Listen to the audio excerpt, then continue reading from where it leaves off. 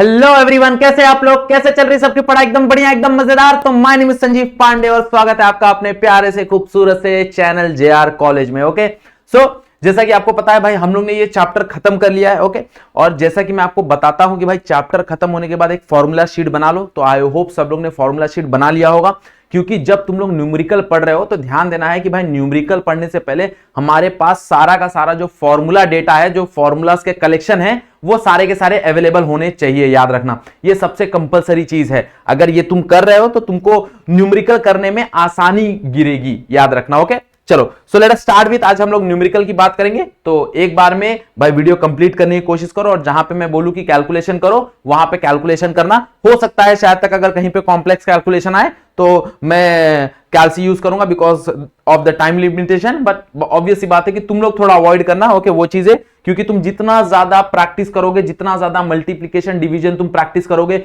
उतना ज्यादा वो तुम्हारे दिमाग में बैठते जाएगी। Okay so let us start with numerical. Okay तो पहला क्वेश्चन है। ओके पहला क्वेश्चन क्या है? That is find the pressure 200 metre below the surface of the ocean if the pressure on the free surface of liquid is 1 atmospheric given that density of sea water is 1060 kg per meter cube। चलो, so let us try to collect the given data। given data हम लोग collect करने की कोशिश करते हैं। तो given data क्या बोला है भाई? जो एटमॉस्फेरिक प्रेशर दिया है मेरे को, P नॉट दिया है, दैट इज 1 atm। 1 atm मतलब भाई 1 atm का वैल्यू जो होता है वो अप्रोक्सीमेटली हमको पता है, that is 1.01 into 10⁵ newton per metre square. Okay this is the 1 atm का प्रेशर बराबर। मेरे को क्या बोला है? मेरे को बोला है भाई प्रेशर कितना डेप्थ पे निकालना है। मेरे को बोला है कि जो तुम्हारा h है वो 200 मीटर है। ओके हम लोग जनरली डेप्थ को h से डिनोट करते हैं, और जो डेंसिटी ऑफ ये है सी वाटर वो गिवन है 1060, तो kg मीटर क्यूब। और मेरे को बोला है भाई प्रेशर निकालना है इतने डेप्थ पे, हाँ या ना? तो वी हैव द प्रेशर का फॉर्मूला, हमारे पास प्रेशर ड्यू टू डेप्थ का फॉर्मूला पता है हमको। तो हमको P कैलकुलेट करना है, प्रेशर एट डेप्थ। तो लेट्स से उसको P ले लेते हैं। ओके सो ये चीज अपने को कैलकुलेट करनी है। तो चलो फॉर्मूला, सबसे पहले फॉर्मूला, वीडियो पॉज करो, पॉज करने के बाद सबसे पहले फॉर्मूला कमेंट करो। क्या होगा फॉर्मूला देखो जरा। So we know that pressure due to depth is P is equals to P naught plus rho g h। we have this formula है या ना? okay so P is equals to P naught plus rho g h, हम लोग के पास ये formula available है। Substitute the value. अब सारा वैल्यू अगर हम लोग सब्सटीट्यूट करेंगे तो व्हाट इज P naught का वैल्यू? P naught का वैल्यू इज 1.01 इंटू 10⁵ प्लस रो का वैल्यू देख लो, रो का वैल्यू कितना है? दैट इज 1060 इंटू जी का value that is 9.8 and h का वैल्यू दैट इज 200 यहां आया ना? ओके तो सिंपली देखो, सो तुमको क्या करना है, ये तीनों चीज को मल्टीप्लाई करना है, और ये तीनों चीज को मल्टीप्लाई करके इससे ऐड कर देना। तो ये तीनों चीज को अगर हम लोग मल्टीप्लाई करने जाए तो हमको क्या ही मिलेगा देखो जरा।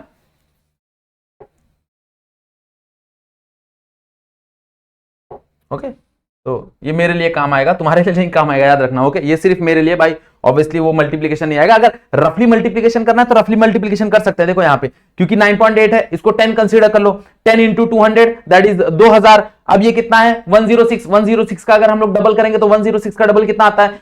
1 to 1। Yes no? तो डायरेक्ट अगर मेरे को कैलकुलेट करना रहे तो विदाउट कैलसी हम लोग कैलकुलेट कर सकते हैं, वैसे कोई प्रॉब्लम नहीं है। देखो जरा यहाँ पे कैसे होगा, तो जीरो कहानी, ये 1 2 3, ये भी जीरो ही हुआ ना, तो 4 जीरो मतलब इंटू 10⁴, तो इंटू 10⁴। ओके अब कितना बचा? 106 और 2, 106 को अगर मल्टीप्लाई करूंगा तो 212, तो 212 प्लस यहां पे आएगा 1.01 इंटू 10⁵। अब 10⁵ है, यहां पे 10⁵ बनाना है, मतलब this can be written as, भाई इसको कैसे लिखना है? इसको हमको लिखना पड़ेगा, जाहिर सी बात है 21.2। तो 21.2 हम लोग अगर इसको लिखेंगे तो ये क्या बन जाएगा? This become as it is, that is 1.01 into 10⁵ plus this can be written as 21.2, that is 21.2 into 10⁵, है ना?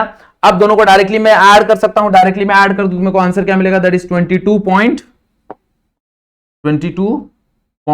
कितना हो जाएगा? 21 into 10⁵ newton per metre square. This the value. Okay, अब ये एग्जैक्टली एकदम इक्वल नहीं रहेगा, थोड़ा बहुत ऊपर नीचे रहेगा, क्योंकि मैंने 9.8 ना लेके मैंने उसको 10 कंसीडर किया है। ओके, तो थोड़ा बहुत ऊपर नीचे रहेगा। अगर तुम परफेक्ट 9.8 लोगे तो मेरे को थोड़ा बहुत कैलसी इस्तेमाल करना पड़ेगा। ओके, क्योंकि मेरे पास टाइम लिमिटेशन थोड़ा कम है, तो टाइम लिमिटेशन कम है तो जाहिर सी बात है कि भाई मैं थोड़ा सा स्किप मारने की कोशिश करूंगा। बट तुम ये चीज मत करो भाई, तुमको मल्टीप्लीकेशन करना बहुत ज्यादा जरूरी है। क्लियर, समझ में आ गया एवरीवन? देखो जरा, कहीं पे कुछ डाउट है किसी को? ओके, तुम्हारा जो आंसर है वो थोड़ा सा वेरी करेगा, लिखो, क्योंकि मैंने अप्रोक्सीमेशन देखा। अगर तो एग्जैक्ट आंसर देखने जाओ तो let us try to calculate, that is 106 into 9.8 into 2, so that become 277.6 आएगा। ओके, और मेरा जो आंसर आ रहा है वो 212 के आसपास आ रहा है, मतलब अप्रोक्सीमेटली बोलते हैं ना 207, और मेरा आ रहा है 212, तो इतना थोड़ा सा डिफरेंस है। ओके, जब तुम लोग उसको डेसिमल में कन्वर्ट करोगे तो यहां पे कहीं ना कहीं 21 के आसपास आ जाएगा। ओके, तुम्हारा जो आंसर आएगा वो 21 के आसपास आएगा, मतलब तुम अगर 207 में जब ये ऐड करोगे तो 21 के आसपास आंसर आएगा। ओके, ये जब तुम ऐड करोगे 1 तो दैट बिकम 20, बोलते हैं ना वो तुमको कहीं ना कहीं 21 के आसपास आएगा, 21.7 के आसपास आएगा। तो इसलिए मैंने बोला कि भाई अगर अप्रोक्सीमेशन लोगे तो कोई प्रॉब्लम नहीं है। ओके, हो सकता है एग्जामिनर तुम्हारा आधा मार्क्स काट ले, बट तुम्हारा टाइम बच जाता है अप्रोक्सीमेशन में। ओके भाई, यहां पे लिखो 9.8, बट उसको सॉल्व करो 10 से, कोई प्रॉब्लम नहीं, आधा मार्क्स कटेगा बट टाइम बचेगा, कैलकुलेशन करने में ज्यादा ये नहीं लगेगा। ओके, समझ में आ गया? चलो अगला क्वेश्चन डिस्कस करेंगे। देखो क्या बोला है, इन hydraulic lift the input piston had the surface area of 30 centimetre का स्क्वायर। मतलब कुछ ऐसा हाइड्रोलिक लिफ्ट है, अगर तुमको उसका डायग्राम याद है तो अच्छी बात है, नहीं याद है तो यहां पे देख लो। मान लो ये तुम्हारा हाइड्रोलिक लिफ्ट है ऐसा, तो उसका जो इनपुट एरिया है, मतलब ये वाला एरिया, लेट्स से इसको हम लोग नाम दे देते हैं A1। तो A1 जो एरिया है उसका वैल्यू दिया है तुमको 30 सेंटीमीटर स्क्वायर, बराबर, so that is 30 centimetre square. Okay, तुम्हारा जो सरफेस एरिया आउटपुट पिस्टन का है, तो तुम्हारा जो बड़ा वाला सरफेस एरिया है ये वाला, तो दैट इज गिवन, वो कितना गिवन है? वो गिवन है that is 1500 centimetre square. Okay, next देखो, if a force of 25 newton is applied. Okay, 25 newton का फोर्स अप्लाइड किया यहां पे, तो मतलब तुमको F1 दिया है दैट इज 25 न्यूटन। तुमको बोला है कि भाई जो वेट होगा आउटपुट पे वो कितना होगा, मतलब इनडायरेक्टली तुमको F2 का फोर्स निकालना है। भाई F2 का तुमको फोर्स निकालना है, बराबर। तो यहां पे हम लोग इस्तेमाल कर सकते हैं पास्कल लॉ या सोनो।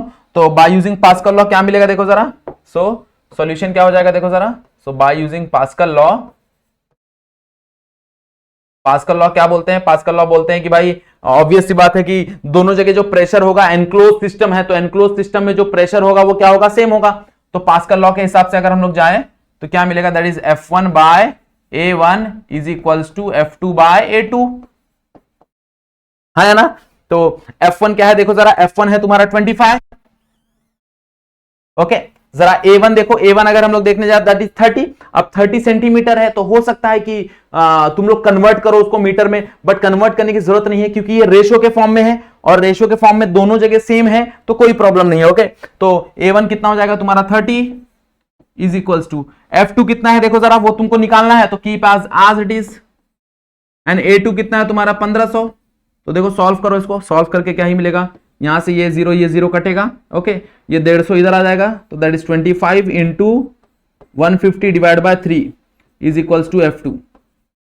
ये कटेगा 1 जा, ये कटेगा 50 जहां है ना, सो इसको अगर मल्टीप्लाई करोगे तो 75 into 50, sorry 25 into 50 that is 75, 7.5। तो F2 तुमको क्या मिलेगा देखो जरा, तो 7.5 नहीं 125, तो 125 न्यूटन, ये तुमको F2 आ गया, बराबर। तो F2 का फॉर्मूला तुमको वैल्यू मिल गया दैट इज 1250 न्यूटन, मतलब इसके ऊपर 1250 न्यूटन रखा रहेगा तो वो उठा लेगा। क्लियर, बात समझ में आ गई एवरीवन? मतलब उतना वेट वो ले सकता है। ओके, सिंपल क्वेश्चन है बेस्ड ऑन पास्कल, तो तुमको पास्कल का फॉर्मूला पता होना चाहिए, वैल्यू पुट किया you will get the answer. Okay, याद रखना न्यूमेरिकल सॉल्व करने के लिए there is a pattern. Pattern क्या है भाई? तुमको न्यूमेरिकल के क्वेश्चंस ब्रेक करने आने चाहिए, उसके गिवन डेटा कलेक्ट करने आने चाहिए। भाई गिवन डेटा कैसे कलेक्ट करना है, और फॉर्मूला पता होना चाहिए हमको। अगर ये 3 चीज पता है तो मैथमेटिक्स कैलकुलेशन है, बाद में मैथमेटिक्स से आराम से निपटा सकते हो, इंटीग्रेशन मल्टीप्लाई यही सब करना है और कुछ नहीं करना। ओके, चलो आगे कहानी देखते हैं, अगला क्वेश्चन देखो जरा। तो मैं तुमको पॉज देता हूं, 10 मिनट का 10 सेकंड का पॉज देता हूं और ट्राई करो तुम लोग भाई कि इसमें से गिवन डेटा कैसे कलेक्ट हो। तो calculate the viscous force acting on the rain drop of diameter 1 mm। तो डायमीटर मेरे को 1 mm दिया हुआ है, ओके, मतलब मेरे को कहीं ना कहीं डायमीटर दिया हुआ है। तो लेट अस कलेक्ट। तो डायमीटर मतलब मेरे को डायमीटर दिया दैट इज 1 mm, ओके। अगला कहानी देखो क्या गिवन है, falling with a uniform velocity that is 2 metre per second. मतलब मेरे को कहीं ना कहीं वेलोसिटी दिया है that is v is equal to 2 metre per second through air, okay, through air.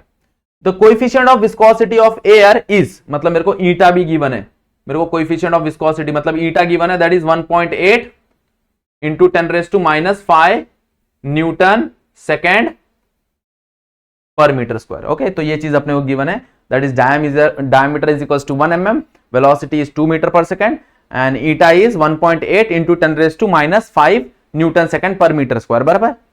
और मेरे को क्या निकालना है, मेरे को निकालना है कि भाई उसका विस्कस फोर्स क्या होगा, calculate the viscous force, okay. मतलब मेरे को एफ निकालना है, विस्कस फोर्स निकालना है, ओके।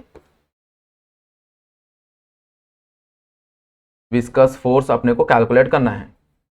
तो कैसे कैलकुलेट होगा विस्कस फोर्स, तो यहां पे हमको ध्यान देना है, हमको रिकॉल करना है, ओके। हमको क्या देखना है कि भाई मेरे को कहीं ना कहीं वेलोसिटी दिया है, मेरे को कहीं ना कहीं कोएफिशिएंट ऑफ विस्कोसिटी दिया है और फोर्स पूछा है और स्पेरिकल बॉडी है, यस और नो। देखो ना, ड्रॉप बोल दिया ना, मतलब डायमीटर दे दिया, मतलब स्पेरिकल बॉडी है। हम लोग ने पढ़ा था स्पेरिकल बॉडी के लिए, अगर तुमको याद होगा, that is called Stokes law, yes और नो। तो यहां पे हम लोग बोल सकते हैं कि भाई सॉल्यूशन में क्या आएगा, तो बाय स्टोक्स लॉ, अगर तुमको स्टोक्स लॉ याद है तो बहुत बढ़िया है। तो स्टोक्स लॉ की कहानी क्या थी, that is viscous force is equals to 6 pi eta RV, okay. अब यहां पे रेडियस है, बट मेरे को क्या गिवन है, मेरे को गिवन है डायमीटर, तो अपन रेडियस निकाल सकते हैं। भाई रेडियस कितना होता है, रेडियस होता है 0.5, हाफ हो जाएगा। और दूसरी चीज ये mm में है तो इसको मीटर में कन्वर्ट करना पड़ेगा, तो दैट इज 0.5 इंटू 10⁻³ मीटर, बराबर। अब 0.5 है तो 0.5 को भी हटा दो, तो क्या ही मिलेगा तुमको, दैट इज 0.5 हो जाएगा। यहां से पॉइंट हटा के इसको एक पॉइंट दे दो, तो यहां पे हो जाएगा तुम्हारा -4, तो दैट इज 5 इंटू 10⁻⁴, ओके। सारा वैल्यू तुमको मिला है, जस्ट सब्स्टिट्यूट हियर, क्या मिलेगा देखो जरा। तो F is equals to that is 6 into pi, pi कितना है 3.14। व्हाट इज ईटा का वैल्यू देखो जरा, दैट इज 1.8 इंटू 10⁻⁵। रेडियस जरा देखो, रेडियस कितना है, that is 5 into 10⁻⁴ into velocity देखो दैट इज 2, तो क्या ही मिलेगा देखो जरा। तो जो चीज डायरेक्टली मल्टीप्लाई हो जाएगी सबसे पहले मल्टीप्लाई कर दो, दैट इज, ये देखो ये 5 है ये 2 है, तो 5 2 10, और ये पावर कितना है 10⁻⁵, 10⁻⁴ दैट बिकम 10⁻⁹, 10⁻⁹, और इंटू क्या हो जाएगा, इंटू 10 हो जाएगा, बराबर। यहां पे क्या बचा, दैट इज 6 इंटू 3.14 इंटू 1.8, हाँ या ना। अब ये 10 का पावर 1 है और ये 9 है, तो यहां पे आ जाएगा 10 का पावर -8, और ये तीनों को मल्टीप्लाई कर दो डायरेक्टली, तो मैं डायरेक्टली यूज कर रहा हूं 6 इंटू 3.14 इंटू 1.8, मैं डायरेक्टली यूज कर रहा हूं, दैट इज 33.91, ओके। तो 33.91 into 10⁻⁸, this can be written as that is 3.391 into 10⁻⁷ newton force है ना, तो इसका value, sorry everyone, okay. So तुमको न्यूटन में इसका वैल्यू मिल जाएगा, बराबर। तो that is 3.391 into 10⁻⁷, this is nothing but a viscous force, okay. ये क्या है, ये हमारा विस्कस फोर्स है। क्लियर, समझ में आ गया एवरीवन, पक्का, okay. That is 3.391 into 10⁻⁷ Newton. क्या ही किया हम लोग ने, बस याद रखना है हमको ये चीज, ये बहुत इंपॉर्टेंट है, यहां पे हम ध्यान नहीं दे पाते, ओके। हमको फॉर्मूलाज नहीं पता होता, हमको गिवन डेटा क्वेश्चन में से ढूंढने नहीं आता, तो ऑब्वियस सी बात है न्यूमेरिकल हमको डिफिकल्ट लगेगा। बहुत लोग बोलते हैं सर न्यूमेरिकल डिफिकल्ट लग रहा है, डिफिकल्ट लग रहा है। कारण ये है कि हम स्टेप वाइज नहीं जा रहे, हम पहले डेटा कलेक्ट नहीं कर रहे, उसके बाद हम फॉर्मूला आइडेंटिफाई नहीं कर पा रहे। जब तुम डेटा कलेक्ट कर लोगे, फॉर्मूला आइडेंटिफाई कर लोगे, तो चीजें तुमको आसानी से समझ में आना चालू हो जाएगा, ओके। और प्रैक्टिस मोर, जितना तुम न्यूमेरिकल को प्रैक्टिस करोगे ना, उतना ज्यादा तुमको न्यूमेरिकल अच्छे से समझ में आएगा। क्लियर एवरीवन, चलो आगे बढ़ते हैं। तो अगला क्वेश्चन क्या बोल रहा है, the speed of water is 2 metre per second, okay. तो स्पीड ऑफ वाटर गिवन है through a pipe of internal diameter 10 centimetre. What should be the internal diameter of the nozzle of the pipe if the speed of the water at the nozzle is 4 metre per second. Okay, तो इसको थोड़ा सा diagram के form में बनाता हूं, तो जैसे मैं डायग्राम बनाऊंगा तुमको चीजें समझ में आ जाएंगी. ओके, तो लेट्स से एक पाइप है और आगे जाके उसका एक नोजल हो गया है. नोजल हो गया मतलब यहां पे उसका एक टेपर हो गया. क्या हो गया? टेपर, मतलब उसका डायमीटर कम हो गया. बराबर, तो ये नोजल हो गया. अब मुझे क्या बोला है? मुझे बोला है कि भाई यहां पे जो वेलोसिटी है लेट्स से v1, उसकी वैल्यू गिवन है that is 2 metre per second. अब डायग्राम पे फॉर्म में ना वो विजुअलाइज होता है, और पाइप जो बाहर जा रहा है वहां पे उसकी वेलोसिटी है that is 4 metre per second. मतलब लेट्स से v2 का वैल्यू है तुम्हारा 4 मीटर पर सेकेंड. भाई v2 का वैल्यू तुम्हारा क्या है? v2 का वैल्यू है तुम्हारा 4 मीटर पर सेकेंड. मुझे बोला है द इंटरनल डायमीटर, जहां पे तुम्हारा स्पीड 2 मीटर पर सेकेंड है, उसका इंटरनल डायमीटर है 10 सेंटीमीटर. मतलब यहां पे तुमको d1 गिवन है दैट इज 10 सेंटीमीटर. हाँ या ना?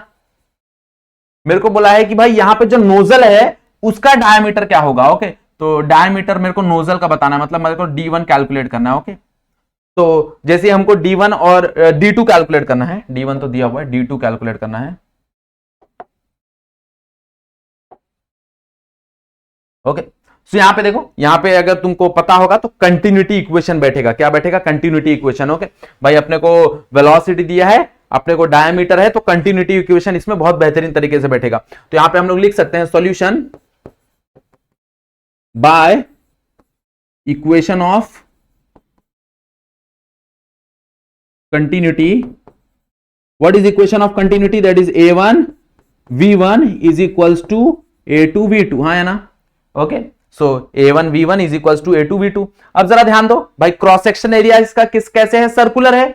तो क्रॉस सेक्शनल एरिया अगर सर्कुलर है तो जाहिर सी बात है एरिया में क्या आएगा? Area of circle. और डायमीटर गिवन है, तो डायमीटर के लिए एरिया ऑफ सर्कल डायरेक्टली हमको पता होता है that is pi D square by 4. Okay, याद रखना पाई आर स्क्वायर होता है, बट कब? जब रेडियस हो. जब डायमीटर हो तो पाई डी स्क्वायर बाय 4 होता है. ओके, तो ऑलवेज रिमेंबर इंटू v1 बराबर इज इक्वल्स टू एरिया 2 क्या हो जाएगा? दैट इज पाई d2 का स्क्वायर बाय 4 इंटू v2. है ना? अब देखो भाई, दोनों जगह अगर हम ध्यान दें तो पाई और 4 सेम है, कैंसिल हो जाएगा. मतलब क्या बचेगा? d1 का स्क्वायर इंटू v1, d2 का स्क्वायर इंटू v2. अब तुमको वैल्यू पुट कर देना है खाली, तो वैल्यू पुट करो. देखो सिंपल सा, तो d1 के जगह क्या आ जाएगा भाई? d1 के जगह 10 सेंटीमीटर. अगेन कन्वर्ट करने की जरूरत नहीं है क्योंकि दोनों जगह सेम ही है, तो वहां पे जो तुम्हारा आंसर आएगा वो सेंटीमीटर में आएगा. तो यहां पे तुमको 10 मिल जाएगा, तो 10 का square into what is v1? भाई v1 का वैल्यू तुमको पता है that is 2 is equals to, तुमको d2 निकालना है तो यहां पे लिख दो d2 का स्क्वायर इंटू v2 तुमको पता है दैट इज 4, तो यहां पे आ जाएगा 4. है ना? अब देखो क्या हो जाएगा, ये 4 को यहां पे भेज दो डिवाइड में, तो क्या मिलेगा? 10 का square that is 100 into 2 divide by 4 is equals to d2 का स्क्वायर. है ना? तो क्या हो जाएगा? 2 1 जा 2 2 जा 1 जा 50 जा. बराबर, तो तुमको d2 क्या मिलेगा? d2 का स्क्वायर विल बी 50. तो d2 will be root of 50 and root of 50 approximately कितना होगा? That is 7.1 centimetre. ओके, देखो ना 49 का रूट कितना होता है? 49 का रूट होता है तुम्हारा 7. तो भाई 50 का रूट क्या होगा? 7 से थोड़ा बड़ा. 7.1 नहीं लिखना है मान लो तुमको. ओके, 7.1 अगर तुमको नहीं लिखना है तो तुम थोड़ा सा और अप्रोक्सीमेशन लेना चाहो तो 0.8 लिख दो, अच्छा दिखेगा. ओके, तो 7.08 सेंटीमीटर लिख दो. ओके, कोई प्रॉब्लम नहीं है. क्लियर? समझ में आया एवरीवन?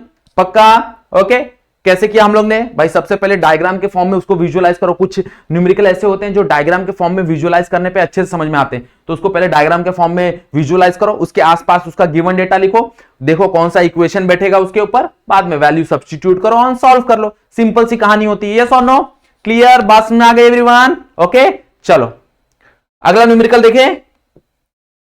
कुछ न्यूमेरिकल है, ऑब्वियस सी बात है, जो मैं स्किप कर रहा हूं, वो तुमको एज अ होमवर्क ट्राई करना है और वो कमेंट करके मेरे को क्वेश्चन नंबर के साथ आंसर के साथ तुमको वो चीजें बताना है. ओके, ऑब्वियसली पॉसिबल नहीं हो पाता है कि भाई लिमिटेड टाइम में सारा का सारा न्यूमेरिकल कराया जाए, तो कुछ जो न्यूमेरिकल्स हैं जो ज्यादा करके पूछे जाते हैं वो हम लोग डिस्कस कर रहे हैं। बाकी न्यूमेरिकल्स में तुमको एज अ होमवर्क दे दिया हूं, ओके, मतलब जो भी नहीं करा रहा हूं वो मतलब एज अ होमवर्क ही है, तो वो तुमको तुम्हारी रिस्पॉन्सिबिलिटी की भाई वो तुम सॉल्व करो, ओके क्लियर। अगर कुछ डाउट आ रहा है तो तुम लोग पूछ सकते हो, कोई प्रॉब्लम नहीं है।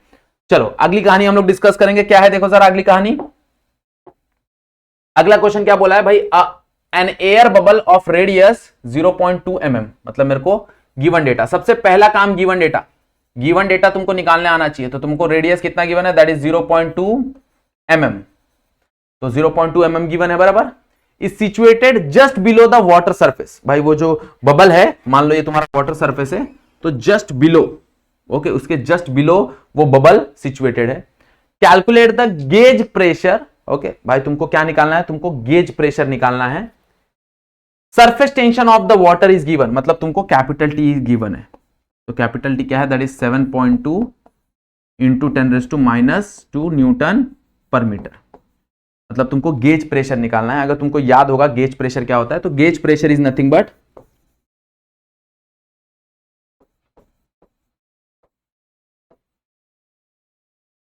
That is P minus P naught, that you have to calculate, yes और no, that is P minus P naught, ये तुमको कैलकुलेट करना है। तो बेसिकली अगर देखने जाओ तो यही तुम्हारा एक्सेस प्रेशर है भाई। यहां पे अगर हम लोग देखने जाए तो हमको फॉर्मूला क्या लगेगा भाई, अगर हम लोग सॉल्यूशन में देखने जाए तो हमारे पास ऐसा एक फॉर्मूला है, that is we know that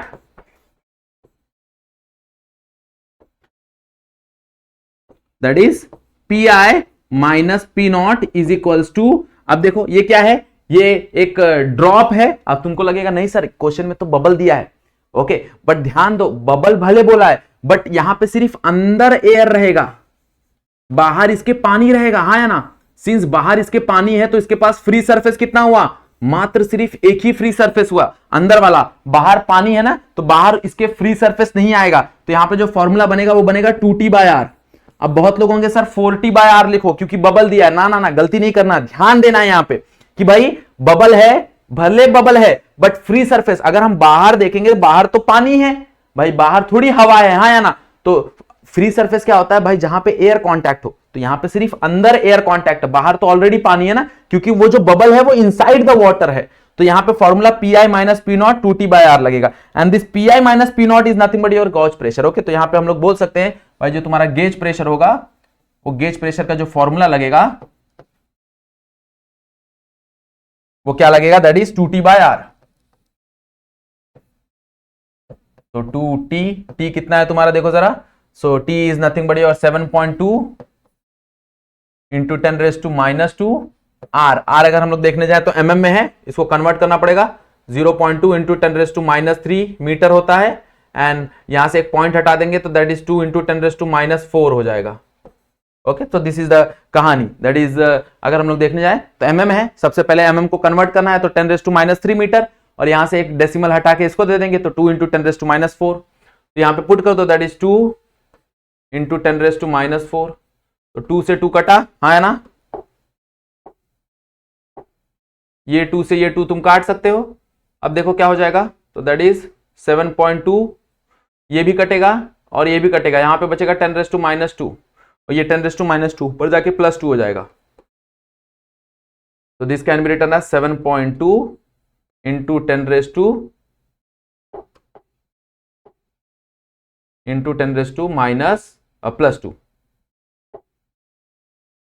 Newton per metre square, pressure है ना, तो newton per metre square, this is the value for the gauge pressure, okay, that is 7.2 into 10⁻² newton per metre square. Clear, समझ में आ गया everyone, पक्का, okay. Question में ध्यान देना, देखो यहीं पे सबसे ज्यादा गलती तुम्हारी यहीं पे होगी, ये जो स्टेप है ना यहां पे तुम गलती करोगे, तुम यहां पे 4T/R ले लोगे, बट यहां पे 4T/R लेना ही नहीं है, क्योंकि भले बबल गिवन है क्वेश्चन में, भले बबल गिवन है, बट देखो भाई फ्री सरफेस की बात हो रही है, 2 से मल्टीप्लाई कब करना है, वो 2T जो है वो 4T कब बनता है, वो तभी बनता है जब उसके पास 2 फ्री सरफेस हो, बट यहां पे एक ही फ्री सरफेस है ना, क्योंकि वो जो एयर बबल है वो पानी के अंदर है। जब वो पानी के अंदर है, जरा देखो जैसा एयर बबल हो गया, अब ये एयर बबल है, अब ये एयर बबल के अंदर हवा है और बाहर भी हवा है, बराबर, ओके।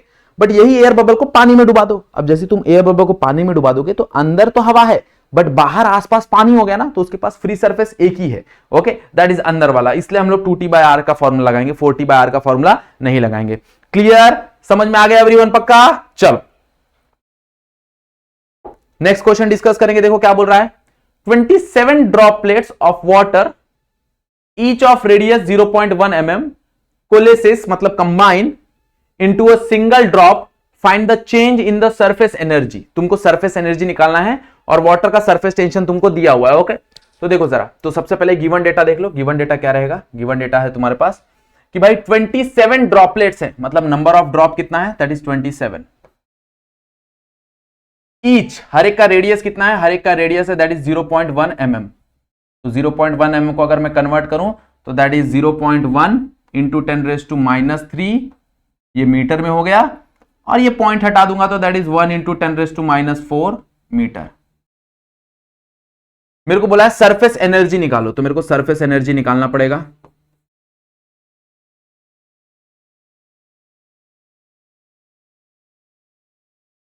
ओके, और मेरे को सरफेस टेंशन गिवन है। सरफेस टेंशन मेरे को कितना गिवन है? That is 0.072 newton per metre. Okay, that is 0.072 newton per metre. This is the surface tension. Okay, अब कहानी देखो भाई, सरफेस एनर्जी का फॉर्मूला क्या होता है? सरफेस एनर्जी का फॉर्मूला होता है tension, surface tension into change in area. तो सबसे पहले अपने को चेंज इन एरिया निकालना पड़ेगा। ओके, तो चेंज इन एरिया के लिए अगर हम लोग देखने जाए तो छोटे छोटे ड्रॉपलेट्स हैं, छोटे छोटे ड्रॉपलेट्स हैं।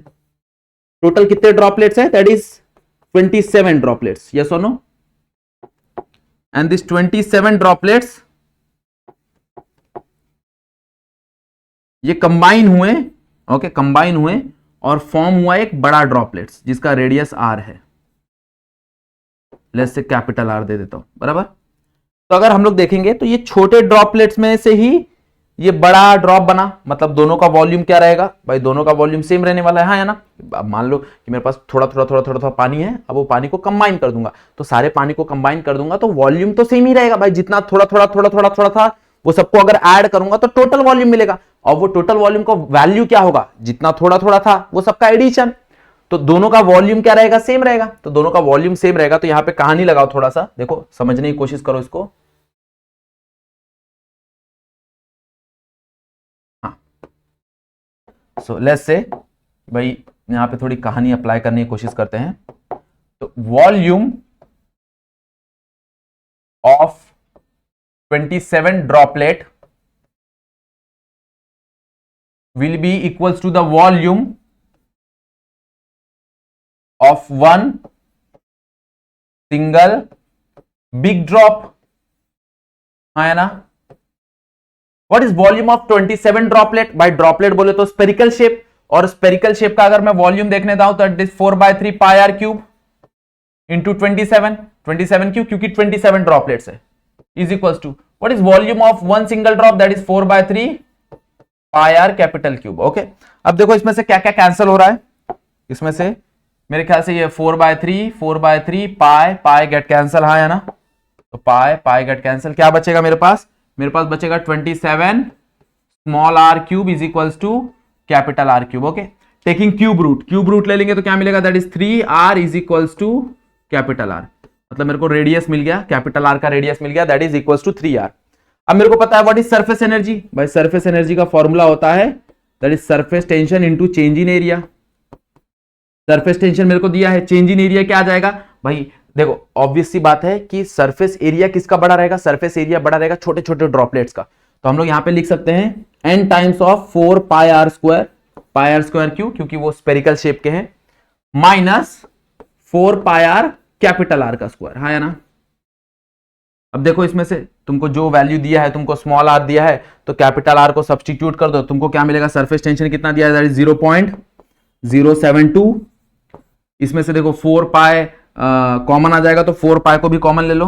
तो यहां पे अगर हम लोग देखने जाए तो 4 पाई को भी कॉमन ले लो, तो 4 पाई भी कॉमन आ गया। यहां पे बचेगा n का वैल्यू है 27, r का वैल्यू अगर हम लोग देखने जाए तो r का वैल्यू है दैट इज 10⁻⁴, तो 10⁻⁴ का स्क्वायर, है ना? और अगर इसका वैल्यू देखने जाए, कैपिटल R का वैल्यू देखने जाए तो that is 3 times of r। 3 times of r मतलब 3 इंटू 10⁻⁻, जो भी तुम्हारा दैट इज -4 इसका स्क्वायर, हाँ है ना? ओके, ये तुम्हारा ब्रैकेट में है, ये तुम्हारा ब्रैकेट में है। क्लियर? कहानी समझ में आ गई एवरीवन? यस और नो? ओके, अब ध्यान से इसको समझने की कोशिश करते हैं। देखो कैसे सॉल्व होगा ये। तो सबसे पहले इसका मल्टीप्लीकेशन कर लेते हैं। तो 4 पाई अगर हम लोग मल्टीप्लाई करें तो 4 इंटू 3.14 है, 4 इंटू 3.14, ओके, और इंटू 0.07